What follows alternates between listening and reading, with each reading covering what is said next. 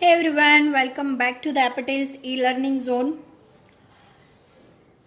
Last lecture में हमने किए थे सम नंबर 1 and 2 ऑफ एक्सरसाइज 3.1. सो आज हम स्टार्ट करें. फिर मैंने आपको सम नंबर 3 and 4 जो है वो होमवर्क में दे दिया था. तो आज हम स्टार्ट कर रहे हैं exercise 3.2 of GSEB text book. Method जो है वो सभी बोर्ड की सेम रहती हैं. सो आप लोग वीडियो को कंटिन्यू कर सकते हो even if you are not in Gujarat board. ठीक है. सो आपको सम जो है क्वेश्चन कुछ इस तरीके से दिया हुआ है. सम नंबर 1 देखो आप और रीड करो मेरे साथ. क्या कहते हैं सुनो. The following information is obtained from a study to know the effect of the use of fertilizer on the yield of cotton. Consumption of fertilizers दिया हुआ है आपको, जिसका यूनिट आपको दिया हुआ है 10 kg. Yield of cotton per hectare, उसकी आपको यूनिट दी हुई है quintals. Obtain the regression line of y on x and estimate the yield of cotton per hectare if 300 kg fertilizer is used. Okay, so यहाँ पर आपको consumption of fertiliser and yield of cotton दिया हुआ है. अब if you aware कि अगर fertiliser का यूज़ थोड़ा ज़्यादा किया जाएगा, इन दैट केस क्या होता है कि आपका जो प्रोडक्शन है वो प्रोडक्शन क्या होगा, बढ़ जाएगा. राइट. तो इस तरीके से कुछ रिलेशन है. रिलेशन पॉजिटिव है कि फर्टिलाइजर ज़्यादा तो यील्ड ज़्यादा. But then I am not telling you कि 100% ऐसा ही होता है कि जितना ज़्यादा आप फर्टिलाइज़र डालो उतना ज़्यादा यील्ड बढ़ेगा. मान लो कि आप भर भर के फिर ये करते हो, फर्टिलाइज़र डाल देते हो. इन दैट केस क्या होगा, वो भी एक हार्मफुल केमिकल्स होते हैं. इन दैट केस क्या होता है कि आपका जो कॉटन है उसकी यील्ड ज़्यादा आने के बदले बिल्कुल कम भी हो सकती है. So that is not perfect positive relation, but yes relation तो है. और वो भी रिलेशन कैसा है, पॉजिटिव. राइट. सो देखते हैं क्या होता है. यहाँ पे आपको बी का आंसर जो है वो तो पॉजिटिव ही आएगा, बिकॉज नॉर्मली क्या होता है कि कोरिलेशन के टाइप के अकॉर्डिंग ही आपका बी का आंसर आता है. अगर कोरिलेशन पॉजिटिव है आपका बी भी पॉजिटिव आता है, और अगर कोरिलेशन नेगेटिव है आपका बी का आंसर भी क्या आएगा, नेगेटिव. नाउ सी हियर आपको बोला है कि obtain regression line of y on x, that is y cap is equals to a into B x, and estimate the yield of cotton per hectare if 300 kg fertilizer is used. सम बहुत easy दिख रहा है, but एक minor सी mistake के कारण आपका पूरा सम गलत हो जाएगा. इस सम के अंदर एक छोटी सा ऐसा मतलब पॉइंट इन्होंने ट्विस्टिंग रखा है, जो आपको आगे मैं सम में बताती हूँ कि क्या एग्जैक्टली ट्विस्ट पॉइंट है, जो अगर आपने ध्यान नहीं रखा तो उसके कारण आपका पूरा 5 मार्क का सम गलत हो जाएगा. ठीक है. सो x दिया हुआ है कुछ इस तरीके से 28, 35, 25, 24, 20, 25 एंड 20. देन आपको y दिया हुआ है 128, 140, 115, 120, 105, 122 एंड 100. नाउ फर्स्ट स्टेप जो रहेगा वो अपना सेम है as usual, sigma X sigma Y. What is sigma X, what is sigma Y. So sigma X मुझे मिल रहा है 177 एंड सिग्मा वाई मुझे मिल रहा है 830. देन आफ्टर मेरा अगला स्टेप रहेगा X bar and Y bar find करने का. So x bar is equals to sigma x upon n, y bar is equals to sigma y upon n. Sigma x क्या है 177 और n is equals to क्या है तो 7. Then ये answer जो है वो क्या आ रहा है 25.29. y बार में सिग्मा y मुझे मिला 830 और 7 एंड 118.29. 5 7 ये है मेरा y bar.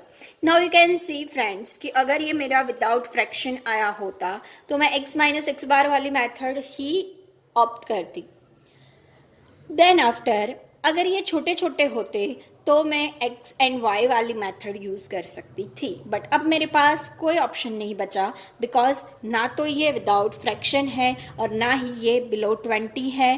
Then last option is uv वाली मेथड, तो हमको जाना पड़ेगा for the uv। Now u find करना है, but let me remind you कि जब भी हमने कोरिलेशन कोएफिशिएंट के कुछ प्रॉपर्टीज देखे थे तो उसमें एक प्रॉपर्टी था कि R is free from scale change, transformation of scale and transformation of origin. मतलब R के लिए चाहे आप प्लस माइनस करो, जो R था वो आप चेंज इन ओरिजिन करो प्लस माइनस तो भी सेम रहेगा, एंड आप मल्टीप्लिकेशन एंड डिवीजन करो तब भी वो सेम ही रहता था।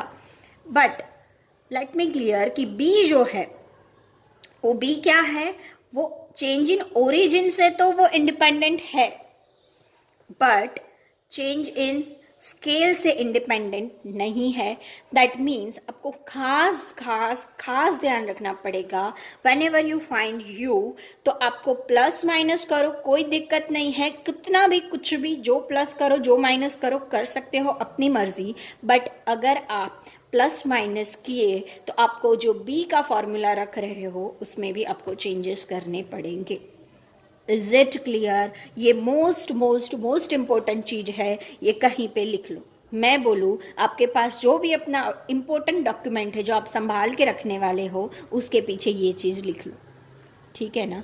चाहे कोई अपने फ्रेंड की फ़ोटो हो या चाहे कोई अपनी फ़ोटो हो या अपनी बुक ही क्यों ना हो, जो भी इम्पोर्टेंट चीज़ है आप वहाँ पे ये चीज़ लिख लो ताकि ये कभी भी मिस ना हो जाए। क्लियर? सो B का फॉर्मूला जब भी हम UV वाला रखेंगे तो आपको एक चीज़ याद रखनी है, आप प्लस माइनस करो फॉर्मूला में कोई चेंज नहीं होगा, बट अगर आप मल्टीप्लाई डिवीजन करते हो then you have to multiply by CY upon CX। क्या होता है आगे मैं सिखाऊंगी, शायद यही लेक्चर में या शायद अगले लेक्चर में, ठीक है। तो सिग्मा U फाइंड करने के लिए हम U फाइंड कर लेते हैं, x माइनस क्या हमें पसंद करना है इसमें से, हमको क्या पसंद करना है हमको इसमें से, तो हम इसमें से ऑब्वियसली 20 जो है वो रिपीटेड है सो 20 ही करेंगे। एंड देन आफ्टर यहाँ पर हम क्या करते हैं 20 के सामने वाली चीज़ नहीं करेंगे।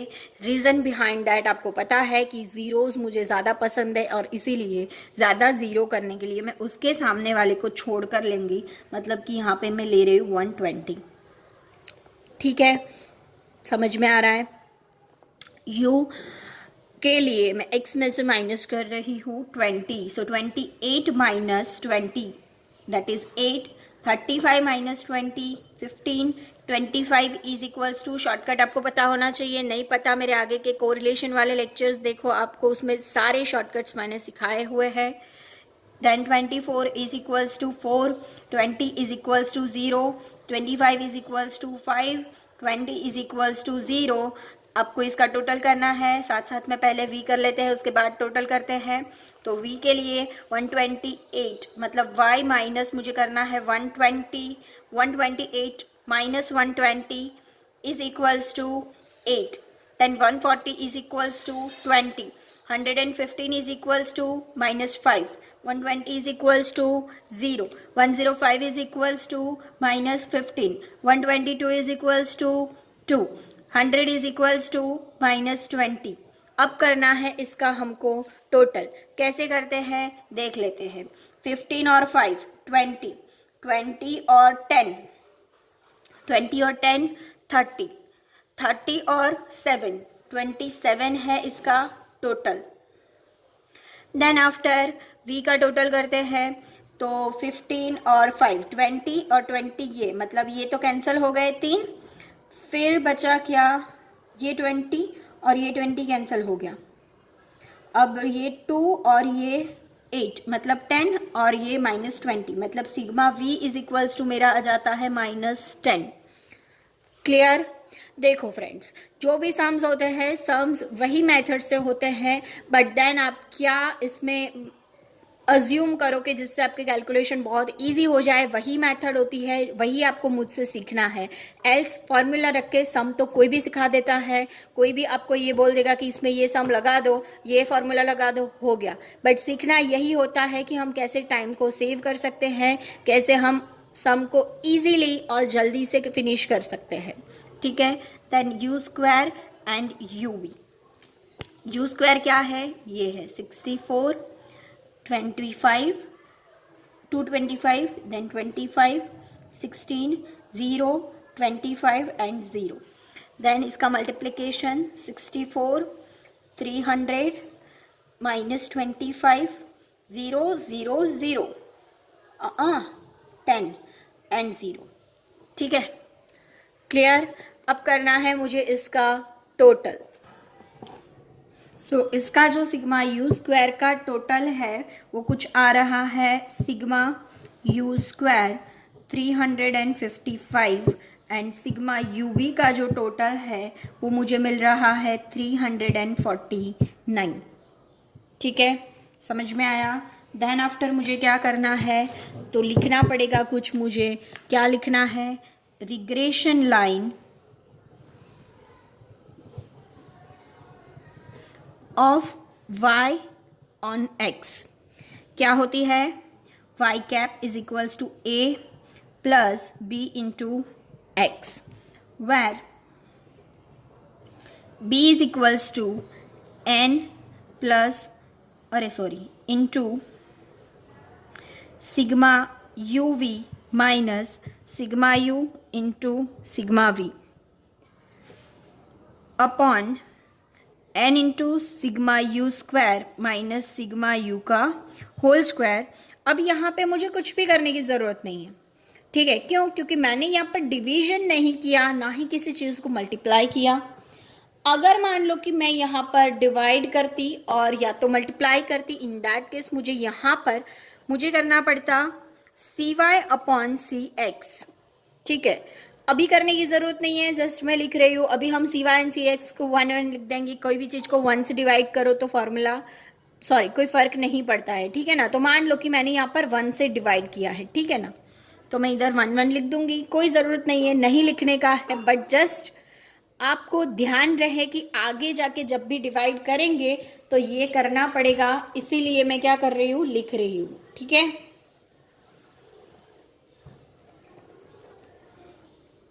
वैल्यूज रख देते हैं सारी। 7 sigma you v 349, sigma u 37। हाँ, मैंने ये चेंज किया, 27 लिख दिया था गलती से। Then v minus 10 upon 7 u square 355 u का होल स्क्वायर तो 37 का whole square into 1 divide by 1। करे ना करे कोई फर्क पड़ेगा ही नहीं। अब आपको पता है क्या करना है, इन दोनों का मल्टीप्लिकेशन m प्लस, इन दोनों का मल्टीप्लिकेशन कैलसी में 10 को माइनस कर देना, m minus M R C. बोलो क्या आया? 2813। देन आफ्टर इन दोनों का मल्टीप्लिकेशन m प्लस, इन दोनों का multiplication m minus M R C क्या आया? 1116 इंटू 1 डिवाइड बाई 1। करे ना करे कोई फर्क नहीं पड़ता। आंसर मुझे मिल गया 2.52। देन आफ्टर a की फॉर्मूला रखो, a is equals to Y bar minus B into x bar. Y bar मुझे मिला हुआ है 118.57 माइनस 2.52 मुझे मिला b। देन आफ्टर एक्स बार मुझे मिला हुआ है 25.29। 118.57 इन दोनों का मल्टीप्लिकेशन मुझे मिला 63.72 माइनस करके मुझे आंसर जो मिल रहा है वो है 54.84। ठीक है, सो मेरी रिग्रेशन लाइन कुछ इस तरीके से मिली। y cap is equals to 54.84 plus b 2.52 into x. ठीक है, सो ये हो गई मेरी रिग्रेशन लाइन। अब जो मैं बोल रही थी इस सब में ट्विस्टिंग पॉइंट क्या है, सो ट्विस्टिंग पॉइंट ये है कि आपको x इज इक्वल्स टू क्या दिया है, बताओ मुझे। x इज इक्वल्स टू क्या दिया है, देन आपका आंसर होगा 300, but no, 300 kg is not your x होगा आपका 30, बिकॉज 10 kg वो आपका यूनिट है। देख लो, 1 kg यूनिट होता तो 300 x इज इक्वल्स टू रख सकते थे। यही पॉइंट इसमें ट्विस्टिंग वाला है, ठीक है, ध्यान रखना पड़ेगा आपको यहाँ पर। अब x की ये वैल्यू रख देते हैं, so y cap is equals to 54.84 plus 2.52 into 30। इन दोनों का मल्टीप्लिकेशन, यहाँ गलती से भी 300 ले लिया, आंसर 0 आ जाएगा, मतलब गलत आ जाएगा, मार्क्स 0 आ जाएगा, ठीक है ना, आंसर 0 नहीं आएगा। इन दोनों का मल्टीप्लिकेशन कितना आ रहा है, 75.6। सो इन दोनों का प्लस क्या आ रहा है, 130.44, ठीक है। और आपको इसका यूनिट क्या दिया हुआ है वो आपको लिखना रहेगा, y cap is equals to 130.44 और क्विंटल है, क्विंटल इसका, सो यूनिट जो है वो आपको लिखना पड़ेगा विदाउट फेलियर, ठीक है। तो यहाँ पर आपने देखा क्या किया हमने, first of all x bar y bar find out किया, देन ये मुझे मिला पॉइंट में। मैं जब ये बड़े बड़े ऑब्जर्वेशंस है तो x एंड y वाली मेथड यूज़ नहीं कर पाऊँ तो मैं यूज़ कर रही uv वाली मेथड। बीच में मैंने एक्सप्लेन किया कि r को प्लस माइनस मल्टीप्लाई डिवीजन कुछ भी करो आंसर चेंज नहीं होना है, बट ये b का चेंज हो जाएगा। सो आपको क्या करना पड़ेगा भाई, तो जब भी आप प्लस माइनस इसमें करते हो कुछ चेंज नहीं करना पड़ेगा, बट जब डिवाइड या मल्टीप्लाई करते हो तो cy अपॉन cx आपको करना पड़ेगा, ठीक है। ये सम के लिए yes agree, not necessary this step, but yes you have to keep in mind that जब भी आप मल्टीप्लाई या डिवाइड करोगे तो आपको ये चेंज करना ही पड़ेगा, नहीं करोगे आंसर गलत आ जाएगा। फिर आपको इसमें और ध्यान में रखनी थी वो है कि 300 आपको नहीं लेना था, x इज इक्वल्स टू 30 लेना था। इन केस आपने ले लिया 300, आपका आंसर जो है वो 110% गलत हो जाएगा। Is it clear?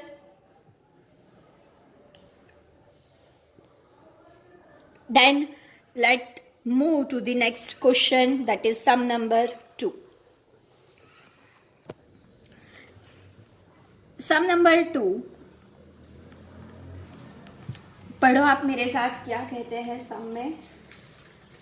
ये हमेशा से ज़रूरी है, सम नहीं पढ़ोगे भले चाहे आपको मोनोटोनस लगता है, बट सम नहीं पढ़ने का नतीजा आपको एग्जाम में ही समझ में आ सकता है। अभी मैं आपको रियलाइज नहीं करवा सकती हूँ कि सम पढ़ना कितना इम्पोर्टेंट है, ठीक है।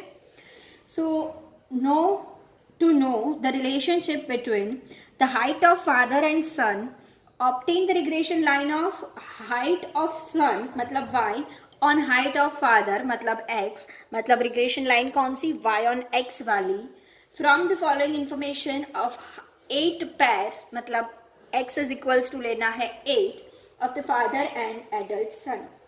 x एंड y दिए हुए हैं, उसके ऊपर से एस्टिमेट करना है द हाइट ऑफ सन मतलब y whose father's height is 170 centimeter.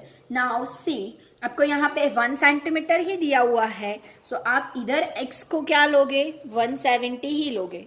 अगले वाले सम में जैसे 300 का 30 किया था, इसमें 17 मत कर देना, बिकॉज यहाँ 10 सेंटीमीटर यूनिट नहीं है, 1 सेंटीमीटर ही है।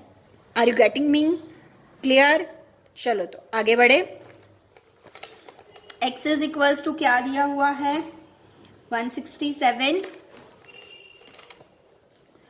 169, 171, 168, 173, 166, 167, 165. Then what about y? 158, 170, 169, 172, 170, 168, 164, 167. Clear? अब x कैसे आएगा? मुझे करना है sigma x and sigma y. First step मेरा है sigma x sigma y find out करने का, तो मुझे उसका आंसर मिला है 1346 एंड सिग्मा y का आंसर मुझे मिला है 1338. So x bar is equals to sigma x upon n. 1346 divide by 8, तो मुझे x बार मिल गया 168.25. y bar is equals to sigma y upon n. Sigma y मुझे मिल गया 1338, n मुझे मिला है 8, सो उसका आंसर मुझे मिल जाता है 167.25. ठीक है, अब आप देखो रिग्रेशन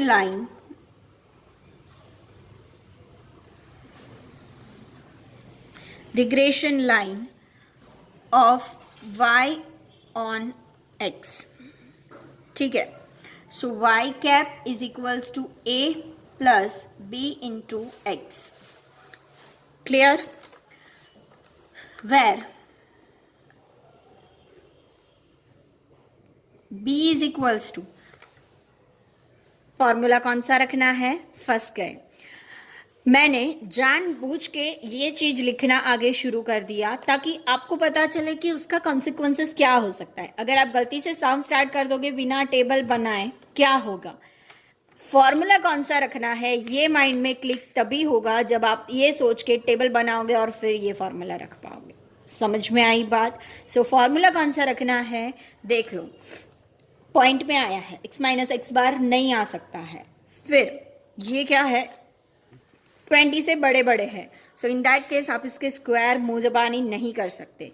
तो क्या करना पड़ेगा? u एंड v वाली method.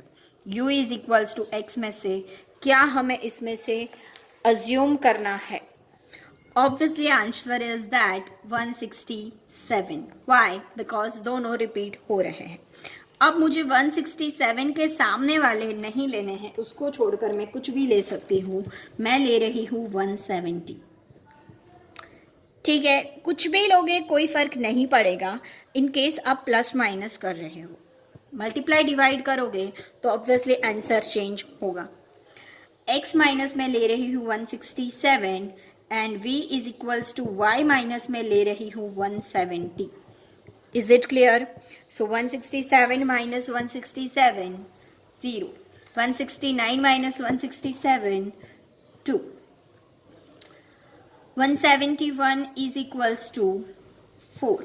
168 is equals to 173 is equals to 166 is equals to 165 is equals to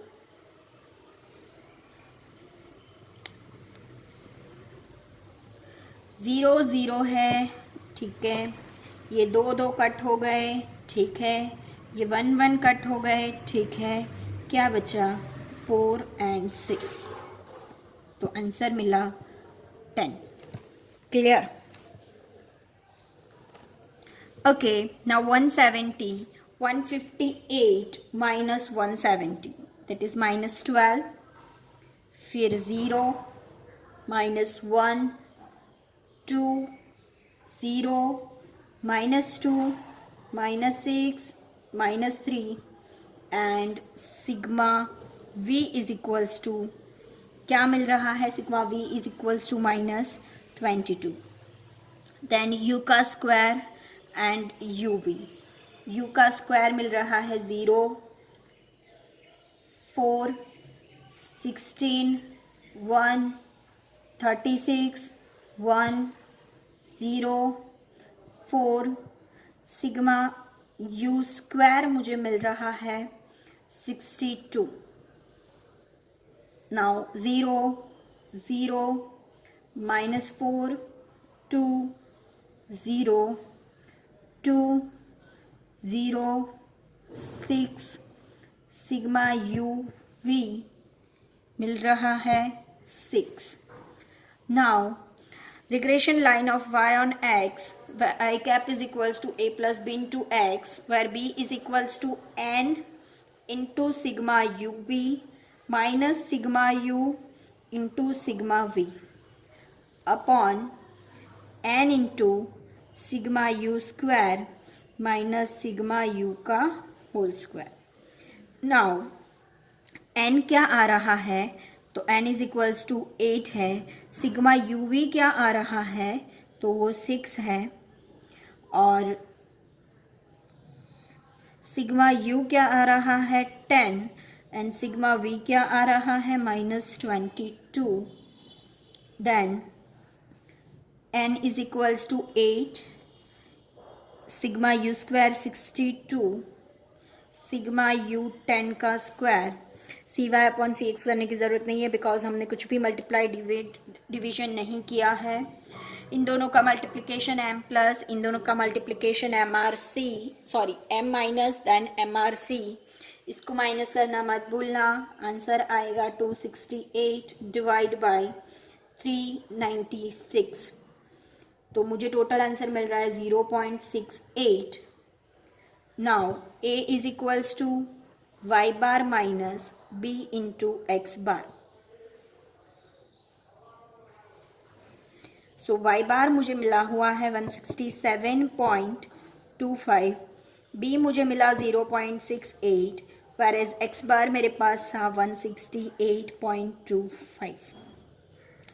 now 167.25 इन दोनों का मैं मल्टीप्लिकेशन करूँ तो मुझे आंसर मिल रहा है 114.41.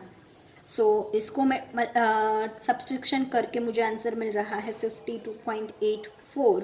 सो मेरी रिग्रेशन लाइन कुछ ऐसी बनेगी. y cap is equals to 52.84 plus a plus b into x. तो b का आंसर मुझे मिला है 0.68 और इंटू एक्स. क्लियर. सो ये बन गई मेरी regression line. Now x is equals to, अगर मैं 170 रखूँ, क्या बोला 170 सेंटीमीटर बोला है ना, तो y कितना, y कितना, y cap is equals to 52.84 plus 0.68 और 170. x की वैल्यू रख दी मैंने 52.84 प्लस इन दोनों का मल्टीप्लिकेशन कितना आएगा 115.6. सो इन दोनों को प्लस करके मेरा आंसर आ रहा है 168.44 सेंटीमीटर. ठीक है, तो मुझे लिखना पड़ेगा y cap is equals to 168.44 centimetre. Now best part of the lecture, HW 3.1 से पहले का मतलब बिफोर 3.1 ऑल इलस्ट्रेशंस.